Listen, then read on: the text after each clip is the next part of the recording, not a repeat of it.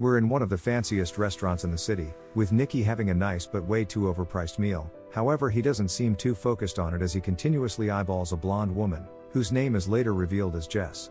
She is being flirted with, but to exit the situation she pretends that Nicky is her friend as she sits at his table. They carry the conversation up to Jess's room but have some playtime instead, until the big bad husband came in with a gun. He threatens Nicky while aiming the gun at his head, but through subtle hints and bad acting, he catches on that they are trying to con him. Later that night, Nicky meets up with Jess and they grab some drinks. They're both curious about each other's life as they dive deeper into how they both got into the con game, but the conversation leads to Nicky displaying his theft ability. A few weeks later at a horse race, Nicky is interrupted by Jess, who was able to steal his wallet without his knowledge, but he doesn't seem too impressed. She continues her attempts at joining his con game, until Nicky introduces her to a member of his team known as Horst. She is given a task to do so that the team can assess her abilities, so she gets changed into a more revealing outfit so that men won't be looking at her hands while she tries to steal stuff. She is given her instructions and she works away, stealing camera lenses to grabbing a purse with chopsticks. Based on the level of skill that she has shown, she's been accepted into the team of con artists. We're shown just how technical and smart the team works, ranging from arguing in a hotel to distract everyone from getting their bags stolen, to setting up fake ATMs to steal card information. Later that night, we see the team of 30 people working away, while Jess has her picture taken for her new fake IDs. Nicky then gives Jess a ride back to her new hotel room to finish what they started at the start of the movie. But the next morning, Jess is seen with another member of the team, Farhad, having brunch until they begin their next con, which involves Farhad pretending to have a heart attack in order to distract everyone from getting their valuables stolen. Later that night, they celebrate as they just had a record-breaking week, making more than $1.2 million in profit, but as everyone are having drinks and dancing, Horst gives Nicky a bag filled with $2.2 million with one condition: he doesn't gamble with it. Nicky and Jess are both in the VIP section of a stadium to watch the football, with what looks like the bag that Horst gave him, which we could probably guess what he's planning on doing with it. The match begins and they start taking bets on random people in the crowd, until Lee Yuen decides to take part.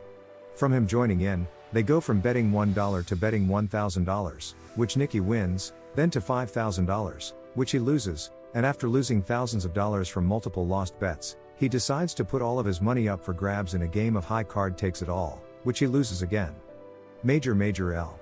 He's not taking this loss as he tests his luck for the one last time by doubling the money. The challenge he proposes consists of Lee Yuen picking a random player on or off the field and he will get Jess to guess which player. Although the odds are around 100 to 1, he is adamant that he goes through with it. Lee Yuen eventually picks a player, and with lots of persuasion, Jess finally gains the courage to pick up the binoculars and guess. As she's looking, one player in particular stands out to her, player 55, who turns out to be Farhad. She finally realizes that Nicky has been playing a con this whole time as she guessed player 55, which is the player that Lee Yuen picked. He is absolutely shocked by this, but he is true to his word and gives him the $2 million that he promised. He explains the con more in depth, starting off by explaining how he knew that Lee Yuen was a notorious gambler and that he's been telling him what number to pick all day, ranging from displaying number 55 on the elevator, to the stick pin on the doorman and even on protesters' signs. By doing this, his brain has been subconsciously programmed to think about the number 55 all day.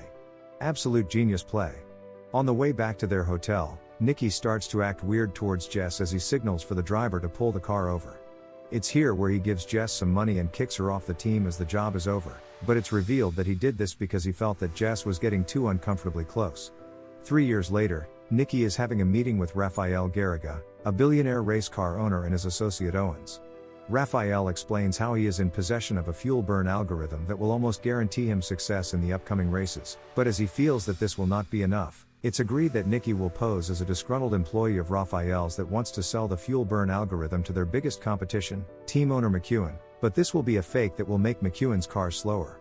Later that night, Nicky goes to a party at Rafael's mansion, and after pretending to get drunk in order to grab people's attention, he's about to carry out his plan to cause a scene with Rafael, until Jess appears from upstairs and kisses Rafael as they are now in a relationship, stopping him in his tracks.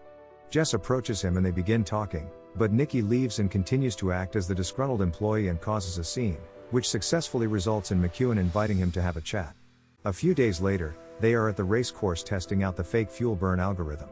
As this algorithm reads in fake readings that seem legit, there is no reason to suspect any malicious activity, therefore Nikki eventually sells it for $3 million.